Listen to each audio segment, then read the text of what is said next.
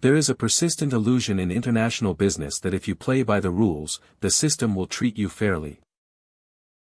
This is a dangerous misconception. Customs authorities do not exist to facilitate your business.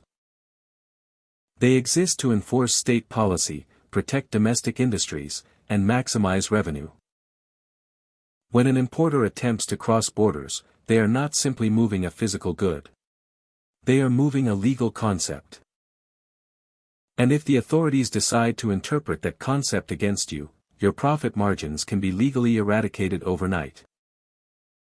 This is an examination of one such case, a bureaucratic trap set by the Netherlands customs, and the calculated legal pushback required to break it. Consider the product, a simple, naturally derived red colorant. Its physical reality is undeniable. It is a liquid designed to add pigment. Its ingredients reflect this straightforward utility: concentrates of radish, safflower, and lemon, stabilized by citric acid and a measure of sucrose syrup. The importer acted on the physical reality of the product. They applied for a Binding Tariff Information, a BTI, in the Netherlands, requesting the classification under Harmonized System Code 3203.00. This code designates vegetable colorants. The duty rate for this classification is 0%. It is the logical, factual categorization of the good. However, logic and physical reality are often irrelevant in the face of bureaucratic algorithms. In 2019, the Netherlands Customs issued their ruling, NLBTI 2019-0073. They rejected the classification of a colorant. Instead, they reclassified the industrial pigment as a food preparation. Why? Because authorities frequently operate on reductive heuristics. The customs officials ignored the primary function of the product. They looked at the ingredient list, saw sugar, and mechanically shoved the product into a broader, heavily taxed category. The sucrose syrup was merely a preservative and a stabilizing agent. Yet, to the regulatory eye, its presence overrode the entire functional purpose of the liquid. The product was no longer a colorant; legally, it was now food. And in the European Union, importing food containing sugar is a financial hazard.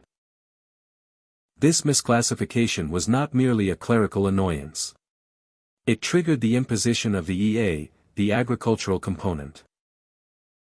To understand the EA, you must understand European protectionism. The EU fiercely protects its domestic agricultural sector from outside competition, particularly regarding dairy and sugar. The EA is an aggressive, punitive tax dynamically calculated based on the precise sucrose content of the imported good. When added to the baseline 9% duty, this agricultural penalty can easily exceed the original value of the goods themselves. For the importer, this was not a tax, it was an economic death sentence. It effectively rendered the product unsellable in the European market. The system had functioned exactly as designed, neutralizing external competition through prohibitive taxation. Appealing to the fairness of an authority is a futile strategy. The only effective countermeasure against regulatory overreach is legal leverage. The importer refused to accept the mechanical assessment. They argued the physical truth: the sucrose was subordinate to the product's function. The star of the show was the pigment, not the sugar. But arguments require ammunition. They sourced a 16-year-old legal precedent, a 2004 judgment from the Court of Appeal in Amsterdam. This ruling established a clear legal boundary regarding how products with dual characteristics must be classified based on their essential character. Armed with established jurisprudence, the importer forced the customs authority into a corner where maintaining their initial, flawed assessment was no longer legally viable. In 2020, the pushback succeeded. Customs capitulated, invalidating their 2019 decision. The product was rightfully restored to its functional classification, a vegetable colorant. The 9% duty evaporated. The punitive agricultural component vanished. The duty rate stabilized at 0%, securing the importer's profit margins. This outcome is not a story of a system correcting itself. It is a demonstration of required vigilance. Authorities are not infallible, they are inherently biased toward maximum revenue collection and mechanical application of rules. When faced with an unreasonable bureaucratic decision, accepting it at face value is a failure of business management.